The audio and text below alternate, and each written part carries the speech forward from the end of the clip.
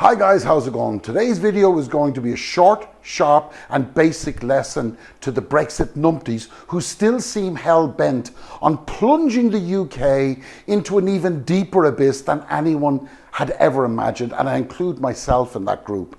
It's an abyss now that runs deep into the murky waters that many of us find ourselves immersed in. So let's go.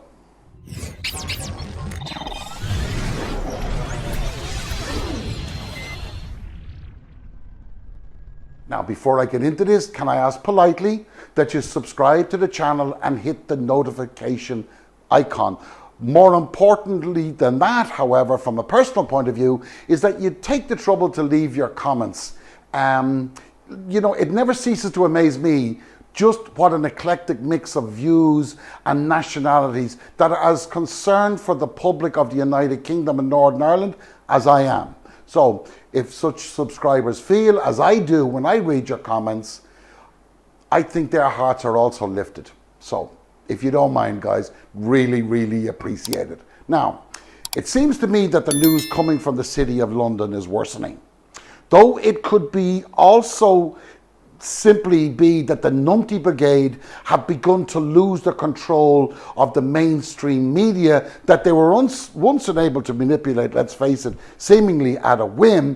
I cannot be sure. But I refer explicitly to the outflow of foreign funds, which has been going south for the last 6 years. Now, there's a coincidence, eh? 6 years. Not that many with two brain cells should be surprised by that, of course. However, in many experts' opinions, the strength of an economy can be measured by what investors opine to be the safest haven for their money. That kind of simple analogy. If they feel that their money has a better chance of providing better returns, assuming they can guarantee the safety of the funds, they will invest in such a location. If they feel, take for instance, that the grass is greener on the other side of the fence, then guess what? They'll grab their satchels of cash and hop over whatever fence they face, okay? Now, that is exactly what's happening in London. In short, money is leaving UK equity markets, which to you and me means that investors such as pension fund managers and the likes are thinking, hold on a minute, boys, things in UK companies listed on the FTSE, they don't look too good, and my bonus is in jeopardy. Okay, and it really is that simple. Their bonus is in jeopardy. So for this year, just so far this year, £12 billion worth of British-owned funds have exited stage left. Now, these aren't funds owned by foreign investors. These are British-owned funds exiting stage left. And given that this cannot be explained by COVID, as the whole world was effectively relatively equally afflicted by it, this can only be as a direct result of the UK's economic outlook. There are basically just three things that affect the confidence of these managers. One is the political stability, competence and direction. Two is the economic outlook. And three is whether or not they can get a better bang for their buck elsewhere. Now, as many of you may know, this channel has said on many occasions that the role of the Bank of England had become heavily politicized. We also highlighted how the Office of National Statistics were skewing the figures in order to paint a kind of a nice and rosy picture for everybody. However, there is a new boy in town, and he's now the Bank of England's go-to economist, and his name is Hugh Pill. And boys, when this guy gives an opinion, you had better listen carefully, because his credentials are not for sale. His soul is not for sale, okay? Following his degree from Oxford, he earned a PhD in economics from Stanford. He then spent some time as an economist with the Bank of England up until '92, after which he was appointed assistant professor of business admin at Harvard. Not satisfied with that, he left Harvard to work at the European Central Bank, the ECB, for a couple of years, and then returned to Harvard as an associate professor. Having done another stint at the ECB.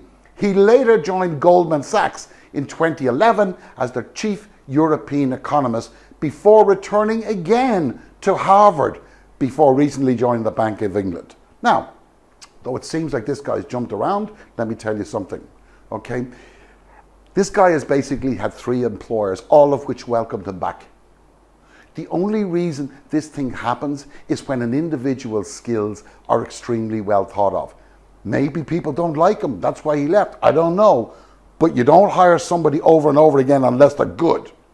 And what has shocked his colleagues at the Bank of England and has woken up London was his remarks with regard to inflationary pressure in the UK, which he made just weeks into the job. He only joined at the end of September, okay?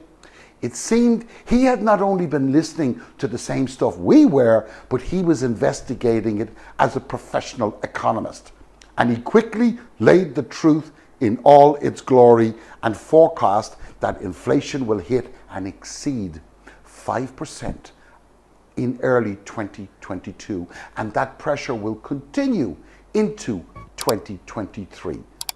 5%. Okay, now I don't know about you guys, but I distinctly recall the BS coming from the Bank of England, and that was quickly pounced upon by the Numpty Brigade just 3 months ago, that went a bit like, though inflation was very slightly ahead of a target at 2.1% instead of the 2%, the UK economy was like a coil spring, ready to bounce back in a massive growth. Well, nowhere, and I mean nowhere at all, within any extension of the UK government was anybody talking about a figure even remotely close to 5%. But this channel was, Phil's channel was, Max's channel was, Daly's channel was, Michael's channel was, everybody else was just talking rubbish.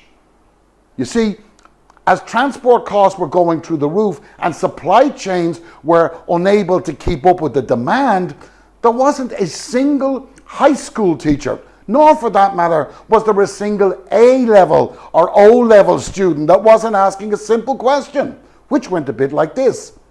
Excuse me, but isn't it a basic principle of economics that if demand exceeds supply, the end result is a rise in prices? Huh? Well, that sure as hell wasn't the case in the Bank of England, and they and the government and the rest of the Numpty Brigade were determined to prove that after getting Brexit done with an oven-ready deal, and despite the bodies climbing high on the streets of every parish, of every village, of every town, of every city in the UK, everything was going according to plan. Well, I don't know what you say to that. Guys, all that's left for me to say is this. Thank you for watching. Thank you for listening. Please hit the bell, subscribe, notification. And please bear in mind, you have to be very, very careful when listening to the crap that's coming out of the mainstream media.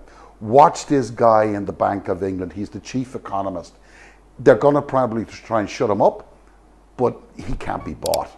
Thanks for watching. See you on the flip side. Take care.